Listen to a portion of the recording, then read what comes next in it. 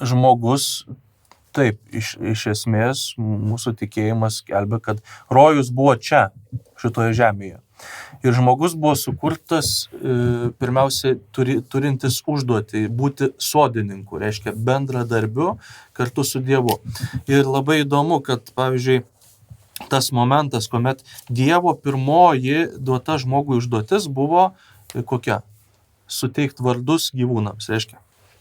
Ėjo visi gyvūnai pro jį, reiškia, ir duoda vardą. Ką reiškia duoti vardą? Bibliniai kalboje reiškia suteikti vietą, tinkamą vietą, reiškia, šitam pasaulyje. Ir įsivaizduok, žmogus praranda pats savo suvokimą, kas jis toks yra, ir vis tiek jisai yra šitam pasaulyje, ir tie gyvūnai, gyvūnai, eina visi kūriniai pro šalį, ir jis kaip šauna pro šalį, taip šauna pro šalį. Kaip šauna pro šalį. Ir iš tikrųjų, ta kūrinė su ilgesiu laukia, kuomet bus apreikšti Dievo. Su ilgesiu ne tai, kad ten, jeigu taip skaitytum pažodžiui, ta prasme, ten iš įščių klyksmas eina, rėkimas. Ta prasme, palauk, žmogau, kur tu eini?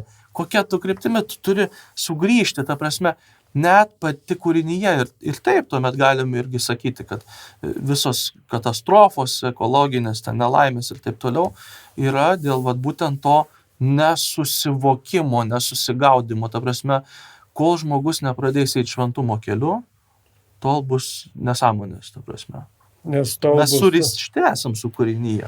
Tol bus galima ten ir dėl pelno kirsti ir Amazonės miškus, galima ten upes pasukti į kitas pusės, kad ten pradėtų tekėti. Dar kažką galima padaryti, kiek aš atsimenu, kažkoks ten ežeras Aralo, ar koks ten Rusijoje. Baikalo. Baikalo dar yra viskas tvarkoj. Google Earth apžiūrinėjau, bet vienas kažkoks jau beveik išdžiūvęs yra, nes buvo kaip ir jūra vadinamas ir panašiai, ar ten Kaspijos ta taip vadinama jūra, ežeras. Ir kažkaip vienu metu pradėjau domėti.